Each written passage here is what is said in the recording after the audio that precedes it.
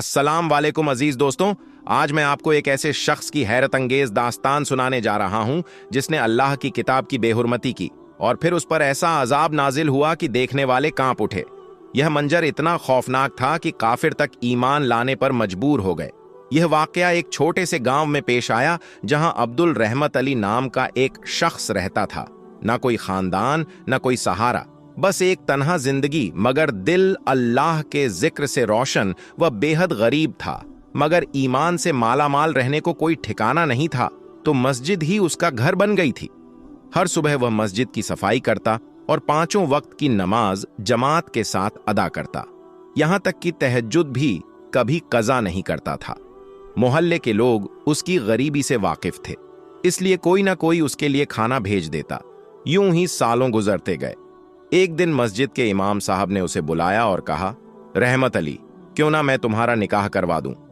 तुम्हें भी एक हमसफर मिल जाएगा और जिंदगी सुकून से गुजरेगी। रहमत अली हल्की सी मुस्कुराहट के साथ बोला, उस्ताद जी, भला मुझ जैसे मुफलिस से कौन निकाह करेगा? इमाम साहब ने तसल्ली देते हुए कहा, तुम बस हां या ना में जवाब दो, बाकी सब मेरा काम है। रहमत अली ने शर्माते हुए हामी भर दी। इमाम साहब ने बताया कि उनके एक रिश्तेदार की बेटी तलाकशुदा है और अगर रहमत अली राजी हो तो अगले जुम्मे को उनका निकाह पढ़ा दिया जाएगा, मगर इससे पहले उसे रहने के लिए एक छोटा सा मकान तलाश करना होगा। किराए की फिक्र मत करो, वो मैं देख लूंगा। इमाम साहब ने भरोसा दिया। रहमत अली ने एक छोटा सा घर ढूंढ लिया, मगर निकाह की तैयारियों के लिए उसकी जेब खाली थी। निकाह से एक दिन पहले वह इमाम साहब के पास गया और मायूस लहजे में बोला, उस्ताद जी, मेरे पास निकाह के अखराजात के लिए कुछ भी नहीं। इमाम साहब ने मुस्कुराते हुए कहा, तुम फिक्र मत करो बेटा, अल्लाह बेहतरीन इंतजाम फरमाएगा। बस सुबह तैयार रहना। जुम्मे की सुबह मस्जिद में ऐलान किया गया कि जो भी अल्लाह की राह में कुछ देना चाहता है, कपड़े, बर्तन या पैसे, वह मस्जिद में जमा करवा दे। अल्हम्दुलिल्लाह मोहल्ले वालों ने दिल खोलकर मदद की और सब कुछ रहमत अली के घर भेज दिया गया। जौहर की नमाज के बाद बहुत सादगी से निकाह हुआ। अब्दुल रहमत अली अपनी बीवी को लेकर किराए के मकान में आ गया। उसकी बीवी भी नेक और साबिर थी। उसने कभी अपने शौहर से किसी चीज की फरमाइश नहीं की, बल्कि हमेशा अल्लाह का शुक्र अदा करती और नमाज की पाबंदी करती, या अल्लाह मेरे शौहर के लिए कोई हलाल रोजगार का जरिया बना।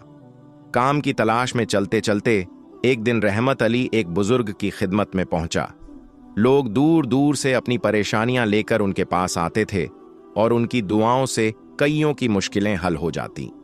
शुक्रगुजार लोग उन्हें पैसे, अनाज और दूसरी चीजें अता कर देते, मगर वह बुजुर्ग इन सब नेमतों को अपने लिए नहीं रखते थे, बल्कि हर जरूरतमंद को खाना खिलाते और किसी को खाली हाथ नहीं लौटाते। रहमत अली ने जब यह सब देखा तो उसके दिल में उम्मीद की एक नई रोशनी जगी। वह बुजुर्ग के पास गया और अपनी गरीबी और तंगाली का जिक्र किया।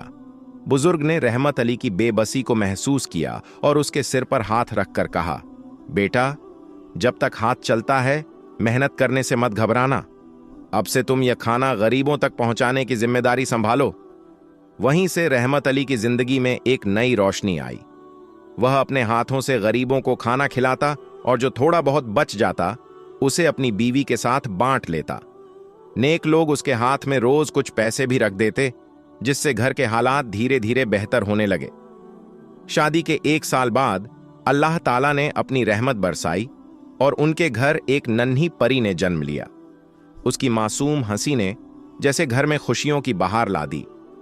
अब्दुल रहमत अली और उसकी बीवी की खुशी का कोई ठिकाना न था। दोनों अपनी बेटी को अपनी सबसे बड़ी दौलत समझते, उसकी परवरिश में कोई कमी न छोड़ते। कुछ वक्त गुजरा और अल्लाह पाक ने उन्हें दूसरी बेटी से नवाजा। रहमत अली ने सजदा करके शुक्र अदा किया, मगर इस बार उसकी बीवी के दिल में यह ख्वाहिश उठी कि अगली बार अल्लाह उन्हें बेटे की नेमत से नवाजे। उसने एक दिन अपने शौहर से अपनी दिली तमन्ना का इजहार किया। रहमत अली मुस्कुराकर बोला, क्या तुम्हें नहीं मालूम कि अल्लाह जहां खुश होता है वहां बेटियां अता करता है? बीवी ने हामी भरी, मगर हल्के से कहा, हां, लेकिन बहनों के लिए एक भाई का होना भी जरूरी होता है। उसने अपने शौहर से गुजारिश की कि वह अल्लाह वाले बुजुर्ग से दुआ करवाएं। रहमत अली ने उसकी बात सुनी मगर कोई जवाब नहीं दिया और अपने काम में लग गया।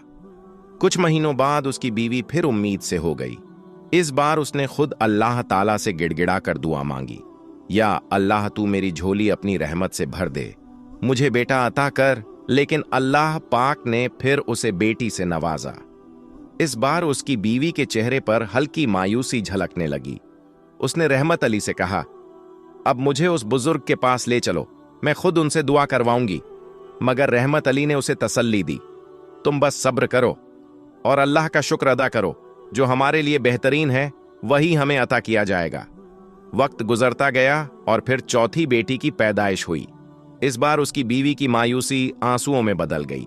वह फूट फूट कर रोने लगी और कहने लगी, हमारे घर में पहले ही तंगहाली है, अल्लाह पाक हमें बेटे से क्यों नहीं नवाजता। रहमत अली ने उसके सिर पर हाथ रखा और बड़े प्यार से समझाया, अल्लाह जहां बेटियां देता है वहां उनका रिस्क भी भेजता है। अल्लाह हमें हर हाल में आजमा रहा है और हमें सब्र करना होगा। मगर वह एक मां थी, उसका दिल बेटे की ख्वाहिश से खाली नहीं हो पा रहा था। एक और साल बीता और अल्लाह ने फिर एक बेटी से नवाज दिया। इस बार उसकी बीवी ने रोते हुए हाथ उठा ली, या अल्लाह मैं तेरी नाशुक्र नहीं, मगर मेरी बेटियों को एक भाई अता कर दे। बीवी फातिमा का वास्ता मुझे बेटे की खुशी नसीब कर उसने मन्नतें मांगी, रोजे रखे, नवाफिल पढ़े। मगर जब छठी बेटी पैदा हुई तो उसकी मायूसी और बढ़ गई। उसका दिल बेटे की ख्वाहिश से खाली नहीं हो पा रहा था। एक और साल बीता और अल्लाह ने फिर एक बेटी से नवाज दिया। इस बार उसकी बीवी ने रोते हुए हाथ उठा लिए, या अल्लाह मैं तेरी नाशुक्र नहीं, मगर मेरी बेटियों को एक भाई अता कर दे। बीवी फातिमा का वास्ता मुझे बेटे की खुशी नसीब कर। उसने मन आखिरकार वह रहमत अली के साथ उस बुजुर्ग के पास गई और बहुत रोते हुए कहा, आप अल्लाह के वली हैं, बस एक दुआ कर दीजिए कि अल्लाह मुझे बेटे की नेमत से नवाजे। मगर कुदरत को कुछ और ही मंजूर था। 10 साल तक सब्र और दुआओं का इम्तिहान चलता रहा और इस दौरान उसकी 7 बेटियां हो गईं। जब 7वीं बेटी पैदा हुई तो पहली बार रहमत अली की आंखों में भी आंसू छलक आए। रहमत अली का दिल बेचैन था, ना कोई भाई ना बाप, और अब अगर अल्लाह ने उसे बेटा ना दिया तो क्या वह यूं ही जीता रहेगा। उसने आसमान की तरफ देखा और रो रो कर गिड़गिड़ाने लगा, या अल्लाह तेरे हर फैसले में कोई ना कोई बेहतरी होती है। मैंने कभी तुझसे कोई शिकायत नहीं की, क्योंकि तू रहमान और रहीम है, तू बिना कहे ही सब समझता है। सुबह हुई, रहमत अली ने हल्का सा खाना खाया और अल्लाह वाले बुजुर्ग के दरबार की राह पकड़ ली। जैसे ही उसकी छुट्टी हुई वह वहां पहुंचा और आंगन में बैठकर इंतजार करने लगा। जब भीड़ कम हो गई तो वह बुजुर्ग के करीब आया और अदब से झुककर बोला, अल्लाह के वली, दूर दूर से लोग यहां अपनी परेशानियां लेकर आते हैं। क्या उनकी मुश्किलें हल हो जाती हैं? क्या उनकी दुआएं कबूल होती हैं? बुजुर्ग ने रहमत भरी निगाहों से उसकी तरफ देखा और बोले, बेटा सुबह से लेकर शाम तक यहां लोग आते हैं, सजदा करते हैं, दुआ मांगते हैं। अल्लाह पाक उनकी दुआओं को कबूल करता है, तभी तो लोग बार बार लौट कर आते हैं। मैं तो बस उसका एक अदना सा बंदा हूं। अगर वह मेरी दुआ कबूल कर लेता है तो मैं सैकड़ों बार शुक्र अदा करता हूं। यह सुनकर रहमत अली का दिल बैठ गया। उसने भरे गले से कहा, मुझे 10 साल हो गए, आपके दर पर हाजिरी देते हुए मैंने सिर्फ एक ही दुआ मांगी है कि अल्लाह मुझे बेटे की नेमत से नवाजे, लेकिन अब तक मेरी गोद सुनी ही है। बुजुर्ग हल्की मुस्कान के साथ उसकी तरफ देखकर बोले, बेटा इस बार अल्लाह तुझे जरूर बेटे से नवाजेगा, मगर तुम्हें एक काम करना होगा। रहमत अली ने बेकरारी से पूछा, कैसा काम बाबा? बुजुर्ग ने उसकी आंखों में झांकते हुए फरमाया, अल्लाह पाक के नजदीक सबसे अजीम अमल कुरान मजीद की हिफाजत है। यह पाक किताब अल्लाह ने खुद महफूज रखी है, मगर जो इसकी खिदमत करता है अल्लाह उसे अपनी रहमतों से मालामाल कर देता है। रहमत अली ने झट से जवाब दिया, अल्हम्दुलिल्लाह, मैं और मेरी बीवी रोज सुबह शाम कुरान मजीद की तिलावत करते हैं और इसकी बहुत इज्जत करते हैं। बुजुर्ग मुस्कुराए और बोले, बेटा कुरान सिर्फ पढ़ने और उसकी तिलावत करने से हिफाजत नहीं होती। असली हिफाजत वो है जो मैं तुम्हें बताने वाला हूं। अगर तुम मेरा कहा मानोगे तो मैं तुमसे वादा करता हूं कि अल्लाह अगले साल तुम्हें चांद सा बेटा देगा और तुम्हारी जिंदगी नेमतों से भर जाएगी। रहमत अली ने बेसब्री से कहा, बाबा मैं हर आजमाइश के लिए तैयार हूं। बुजुर्ग ने गंभीर लहजे में कहा, तुम्हें 1 साल के लिए अपने काम से छुट्टी लेनी होगी। गांव के बाहर किसी वीरान जगह पर एक बड़ा गड्ढा खोदना होगा।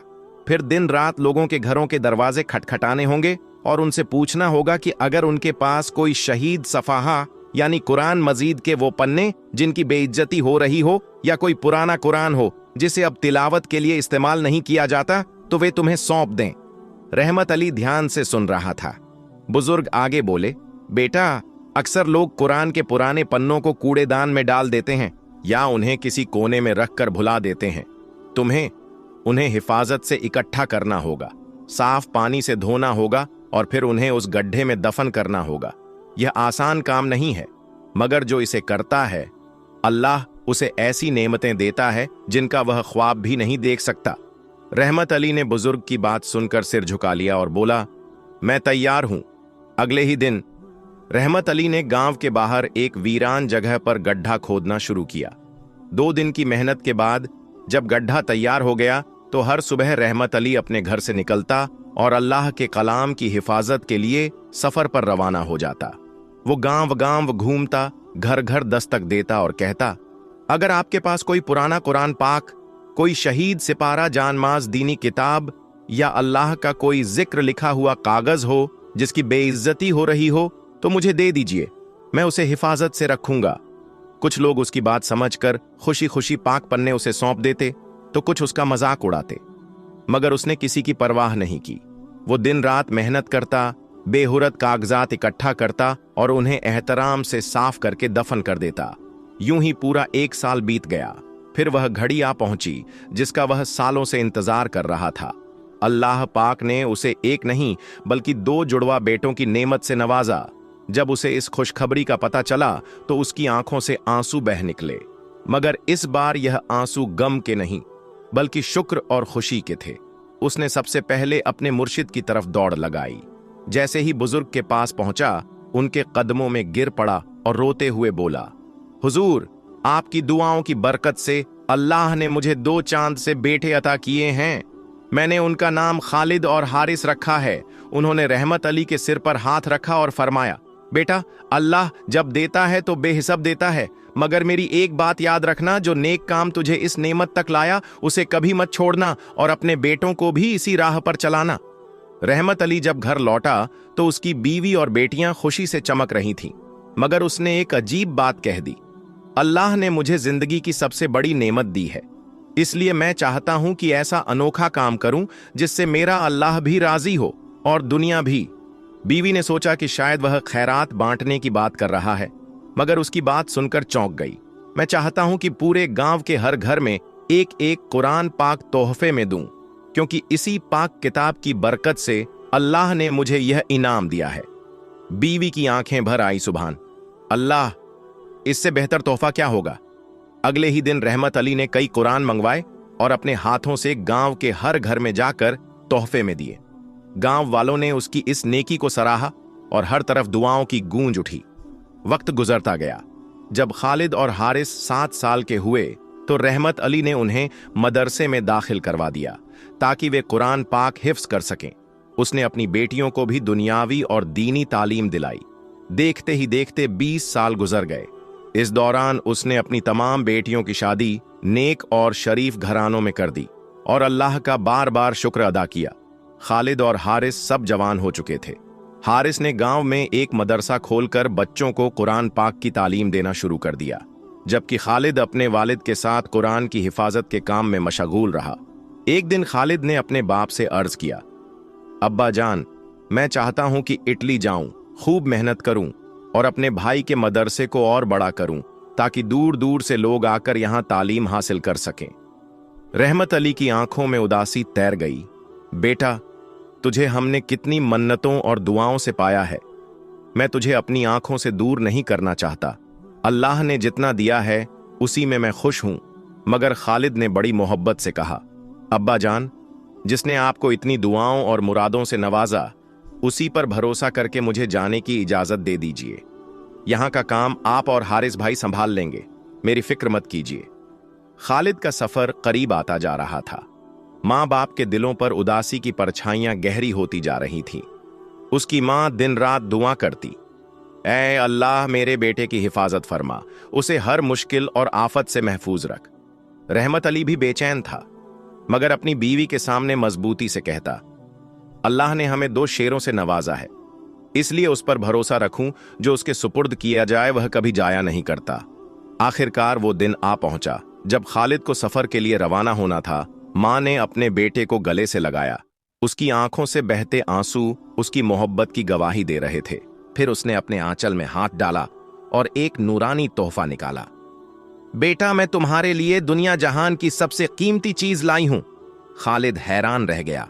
मां के कांपते हाथों में एक खूबसूरत गिलाफ में लिपटा हुआ कुरान पाक था। जब भी कोई मुश्किल आए इसे खोलकर पढ़ लेना और अपने अल्लाह को याद करना। खालिद ने मुस्कुराकर कहा, अम्मा जान, आपको तो पता है मैं हाफिज एक कुरान हूं, मेरे सीने में पूरा कुरान महफूज है। मां ने उसके सिर पर प्यार से हाथ फेरा। बेशक बेटा, मगर फिर भी मैं चाहती हूं कि यह तुम्हारे साथ रहे। इसे वहां जाकर लाजमी पढ़ना और दूसरों को भी पढ़ाना। खालिद ने कुरान पाक को एहतराम से चूमा, अपने बैग में रखा और अल्लाह का नाम लेकर अपने दोस्तों के साथ सफर पर रवाना हो गया। 2 दिन के लंबे सफर के बाद खालिद और उसके दोस्त इटली पहुंचे। किस्मत अच्छी थी, उन्हें ना तो काम ढूंढने में ज्यादा परेशानी हुई, ना ही रहने की जगह। मगर असल इम्तिहान अब शुरू होने वाला था। जिस फैक्ट्री में उन्होंने काम शुरू किया, उसका मालिक एक सख्त मिजाज और गैर मुस्लिम शख्स था। काम में किसी भी तरह की लापरवाही बर्दाश्त नहीं की जाएगी।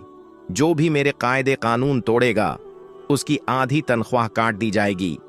यह उसका पहला हुक्म था। फैक्ट्री में हर मजहब के लोग काम करते थे। मुस्लिम, हिंदू, ईसाई, यहूदी, हर तरफ कैमरे लगे हुए थे। हफ्ते में सिर्फ एक दिन इतवार की छुट्टी थी। खालिद और उसके दोस्त सुबह की शिफ्ट में काम करने लगे, मगर खालिद में एक अलग बात थी। वह अपने काम के साथ साथ 5 वक्त की नमाज बाजमात अदा करता। हर सुबह काम पर जाने से पहले खालिद 2 घंटे पहले उठता और ऊंची आवाज में कुरान पाक की तिलावत करता। अल्लाह ताला ने उसे इतनी दिलकश आवाज दी थी कि जब भी वह कुरान पढ़ता तो उसकी आवाज और भी रूहानी हो जाती। फैक्ट्री के जितने भी मुस्लिम मुलाजिम थे, सब उसकी तिलावत को बड़े शौक से सुनते, बल्कि गैर मुस्लिम मुलाजिम भी उसकी पुरकशिश आवाज से मुतासिर होकर उसकी तिलावत सुनने लगते। धीरे धीरे उसकी बातों और तिलावत का असर लोगों के दिलों पर पड़ने लगा। फैक्ट्री में कुछ नौजवान गैर मुस्लिम भी थे, मगर खालिद की रूहानी बातें उनके दिलों में उतरने लगी थी। जब भी वह कुरान पाक की तिलावत करता, वे हमहू बनकर उसे सुनते। उनकी आंखों में सवाल होते, मगर वह अपनी जगह से हिलने की हिम्मत ना कर पाते। एक दिन उनमें से 2-3 नौजवान हिम्मत करके खालिद के पास आए और डरते डरते बोले, क्या तुम हमें भी कुरान मजीद पढ़ना सिखा सकते हो? खालिद ने हैरत से उनकी तरफ देखा। उन्होंने झिंझकते हुए कहा, हम चाहते हैं कि हम भी तुम्हारी तरह सुबह सुबह कुरान की तिलावत करें, मगर हमें अपने बॉस से बहुत डर लगता है। अगर उसे मालूम हो गया तो वह हमें फैक्ट्री से निकाल देगा। हमारी पूरी जिंदगी इसी काम पर चल रही है। घर वालों के सारे खर्चे इसी तनख्वाह से पूरे होते हैं। खालिद हल्का सा मुस्कुराया और नरम लहजे में बोला, भाइयों, अल्लाह के सिवा किसी से डरने की जरूरत नहीं। अगर उसने किसी चीज का इरादा कर लिया तो कोई उसे रोक नहीं सकता। लेकिन अगर तुम अपने बॉस से इतना डरते हो तो फिक्र मत करो, यह राज्य सिर्फ मेरे और तुम्हारे दरमियान रहेगा। उसने उन्हें तिलावत सिखाने का वादा कर लिया। खालिद ने छुपकर उन्हें तिलावत सिखाना शुरू कर दिया। उन्होंने पूरे 1 साल तक सीखने का सिलसिला जारी रखा, यहां तक कि उन्होंने कुरान मुकम्मल कर लिया और कलमा पढ़कर मुसलमान हो गए। अब फैक्ट्री में कई गैर मुस्लिम नौजवान इस्लाम कबूल कर चुके थे। फैक्ट्री का माहौल पूरी तरह बदल चुका था। लोग ज्यादा सच्चाई और ईमानदारी से काम करने लगे थे, मगर यह तब्दीलियां बॉस की आंखों में चुभने लगी। अब बहुत हो गया, मैं इसे बहुत बर्दाश्त कर चुका हूं। यह मेरी ही फैक्ट्री में आकर मेरे ही मुलाजिमों का मालिक बना बैठा है। अब इसे जीने नहीं दूंगा। आने वाला दिन खालिद का आखिरी दिन होगा। खालिद हमेशा की तरह सुबह उठकर बुलंद आवाज में कुरान पाक की तिलावत कर रहा था। उसकी दिलकश आवाज हवा में गूंज रही थी। तभी अचानक बॉस गौसे से आग बबूला होकर आया और एक जोरदार लात मारकर खालिद को जमीन पर गिरा दिया। फिर उसने खालिद के हाथ से कुरान पाक छीना और फेंक दिया, मगर खालिद ने तिलावत बंद नहीं की क्योंकि उसे तो पूरा कुरान याद था। बॉस ये देखकर और भी भड़क गया। उसने अपने नौकर को हुक्म दिया, जल्दी से माचिस लाओ, आज मैं इसके सामने इसका कुरान पाक जलाऊंगा। अब मैं देखता हूं कि इसका अल्लाह क्या करता है। खालिद बिलक बिलक कर रो पड़ा, या अल्लाह, तूने ही फरमाया है कि तू इस किताब की हिफाजत करेगा, तो आज अपनी ताकत दिखा दे। नौकर माचिस लेकर आया। बॉस ने उसे जलाया और कुरान पाक की तरफ बढ़ाया, मगर तभी जैसे ही माचिस की लपट कुरान पाक की तरफ बढ़ी, अचानक एक तेज हवा का झोंका आया। जलती हुई तीली बॉस के कपड़ों पर गिर पड़ी और फिर उसके कपड़े धू धू कर जलने लगे। वह चीखता हुआ इधर उधर भागने लगा। उसके नौकर उसे बचाने की कोशिश कर रहे थे, मगर आग और तेज हो रही थी। जब आग बुझी तो उसकी हालत और बिगड़ गई। सांस लेना मुश्किल हो गया। जिस्म पर अजीब अजीब जख्म बनने लगे। खून के फव्वारे फूट रहे थे। डॉक्टर आए, मगर कोई बीमारी ना मिली। फिर अचानक उसकी आंखों से भी खून बहने लगा। पूरे हॉस्पिटल में उसकी चीखें गूंजने लगी। फिर अचानक उसकी रूह कैद से निकल गई। ला इलाहा इल्लल्लाह बॉस, एक जलील और दर्दनाक मौत मर गया। फैक्ट्री के लोग ये मंजर देखकर कांप उठे। खालिद जो पिंजरे में कैद था, उसे रिहा कर दिया गया। जैसे ही वह बाहर आया, उसने सजदा किया और बस इतना कहा, अल्लाह के आगे किसी का तकब्बुर नहीं चलता। जिसने उसकी किताब की बेअदबी की, वो अजाब का शिकार हो गया। इसके बाद फैक्ट्री के तमाम गैर मुस्लिम नौजवानों ने इस्लाम कबूल कर लिया। खालिद की सच्चाई, उसकी इस्तकामत और अल्लाह की क़ौदत ने हर एक के दिल पर गहरा असर छोड़ा। तकब्बुर और जुल्म का अंजाम हमेशा बुरा होता है। जो अल्लाह पर भरोसा करता है, उसके लिए अल्लाह राहें आसान कर देता है। कुरान की हिफाजत का जिम्मा अल्लाह ने लिया है। जो इसे मिटाने की कोशिश करेगा, वह खुद मिट जाएगा। अगर आपको यह कहानी पसंद आई तो इसे शेयर करें और कमेंट में माशा अल्लाह जरूर लिखें।